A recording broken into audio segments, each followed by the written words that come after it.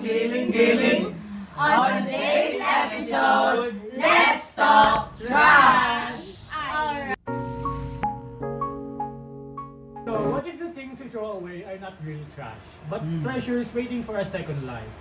From the mountains of Cordillera to the bustling cities, we Filipinos have always been resourceful. Today, as our planet faces mountain of waste, it's time for us to rediscover the wisdom of our indigenous roots, the creativity of our artists, and the science of innovation. Alright, ayan. Diba, imagine if yung mga basura transform natin talaga to power homes, diba? Less basura pa. Grabe yan. Grabe naman yan. Oo nga. Guys, ako na. Agree ako sa sinabi mo. Katulad ng ex mo, di ba binigyan mo ng second chance? Sino yan? Dapat ganun din sa basura. Kasi at least yung basura, pag binigyan mo ng second chance, may pakinabang, di tulad ng iba dyan.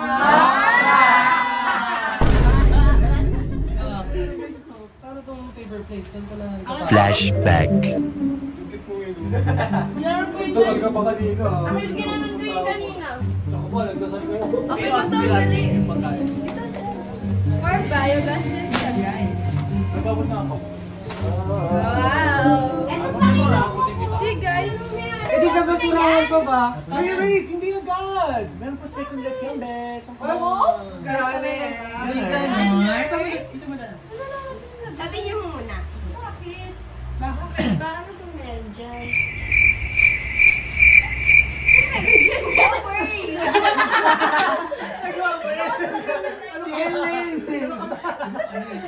Naglag. Naglag siya, guys. Ano meron? Ano meron dyan? Alam niyo ba, kahit oily or dirty paper, pwede pa rin gamitin for biogas production. Kasi the bacteria will eventually break it down. Parang digestion sa tiyan, pero sa science lang. Break it down. Break it down! Tama. It goes through a process called anaerobic digestion. Tama, walang oxygen yan, pero na-transform niya yung trash na katulad nito into fuel to power homes and pangluto rin. Interesting siya. Wow. Yes. O diba? From ulam plate to energy plate. And Grabe naman yan.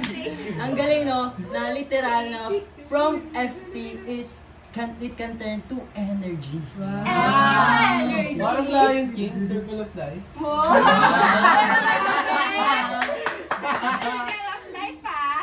Pero instead of Simba, basurang papel ang bida. Bida-bida yarn! So next time na mag-ano kayo, magsasharon kayo sa mga birthday party, isipin nyo yung mga paper plates doon is pwedeng gamitin as energy sa mga ilaw sa bahay nyo, diba? Like, so innovate. And dahil mga kastem, dyan namin nakuha yung idea ng podcast namin. Turning waste into energy! Alright! Ayan! Now that's what we call trash form power! Wow. Pero guys, did you know, mga ka-loud gang, na bago pa man, ano ba yan? Na bago pa man mauso yung tawag doon? Eco-friendly lifestyle is ginawa na yun ng mga ninuno natin noon pa. Oh, galing nga. Diba? Amazing kayo. Amazing. Amazing kayo. And may example ako dyan guys. For example, yung mga igurot.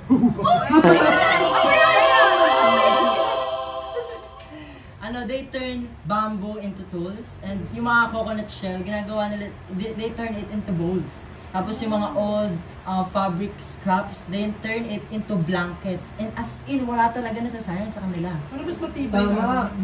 Noon pa man, ang mindset ng mga katutubo natin is wala talagang tapon. Pero mas matibay rin yun. Oo. Yeah. They used what they had and made sure it lasted. Sustainability is not a new concept. It's part of our culture. Sustainability! Sustainability sa English? Ayun nga guys, until now, alam nyo ba, buhay pa rin yung spirits na like si Kuya Elmer Padilla na nagka-transform ng lumang tsinelas into collectible transformer na toys. O, yung sa KMDL!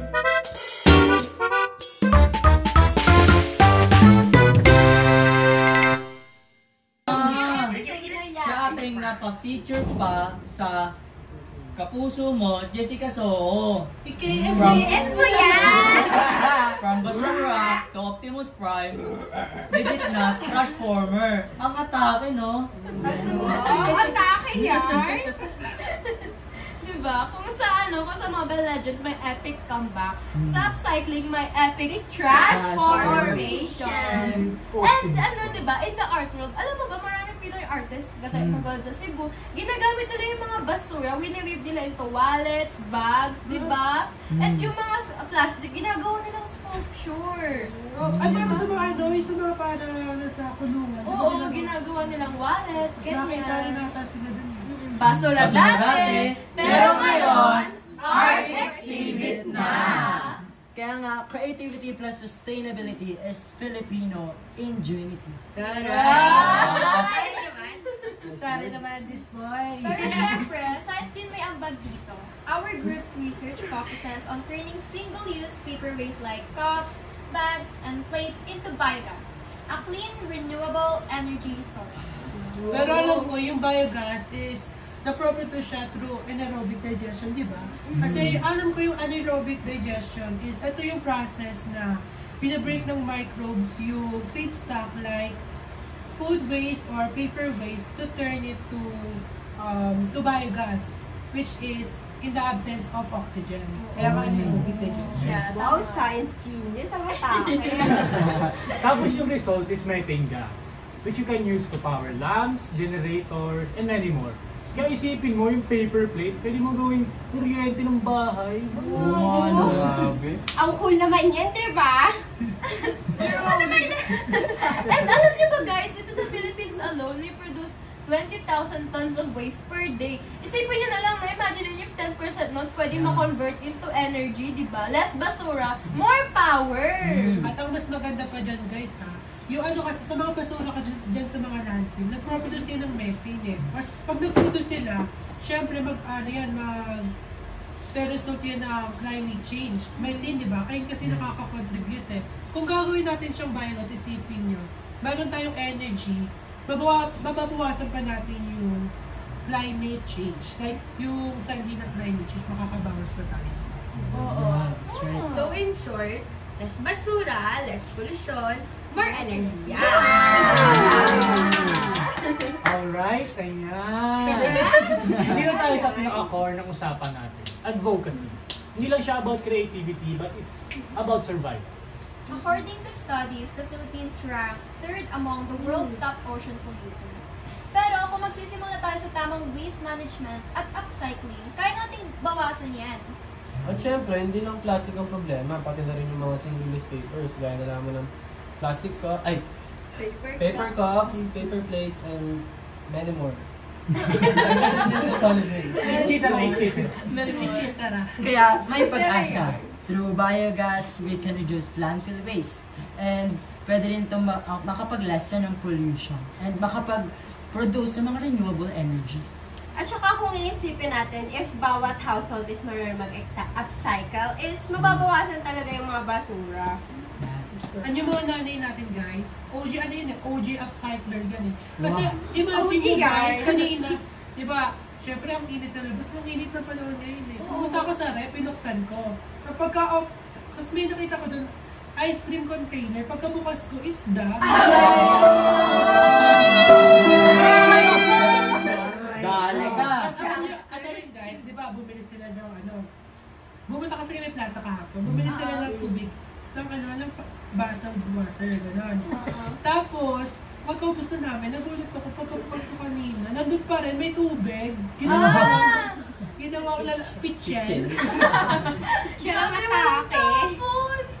Pero imagine if every barangay had a mini biogas digester. Hindi lang malinis ang paligid, may free energy pa. Hindi ito imposible. Sa ibang bansa tulad ng India at Thailand, ginagamit ito ang biogas for cooking, electricity, at farming.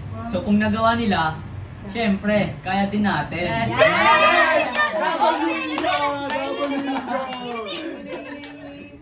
Sabi nga ng isang kasabihan, small actions when multiplied by millions can transform the world. That is feeling. Kaya guys, kung kaya nating scroll sa TikTok ng 3 oras, kaya din naman nating mag-segregate ng basura ng 3 minuto. Yes, tama. Second lang nga. Totoo. Diba? This is a challenge and our opportunity. Let's learn from our ancestors. Support local artists and embrace science. Diba? Kasi upcycling is more than just art. It is an act of love for our planet. Tsaka instead of saying, basura lang yan, gawin natin is sabihin na lang natin, basura pa yan for now! Cause who knows nga, di ba? That single-use paper might just power your next merienda sessions. Kaya tandaan, waste is only waste if you waste it. Lagi kami ba?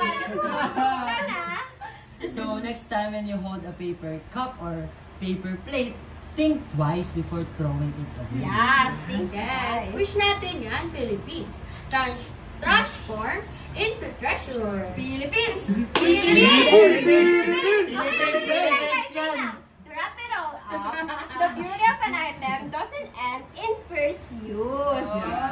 The value of a thing depends not on what it's made of, but how we see it. At saka alam nyo guys, yung greatest threat ng planet natin is yung paniniwala natin or yung belief natin na yung bagay na yan is kaya gawin ng iba. Pero ang katotohanan, it starts from us. Yes! True. Kaya kung tayo magtapon na lang ng ganun-ganun na lang. Let's transform them. From trash to treasure, from problem to solution! And we are Group 3! and This has been Transform! turning waste into Word! Sana hindi ko nag-ano. Hindi, Ate, masarap ito. Pagpunta rin sa bahay ko.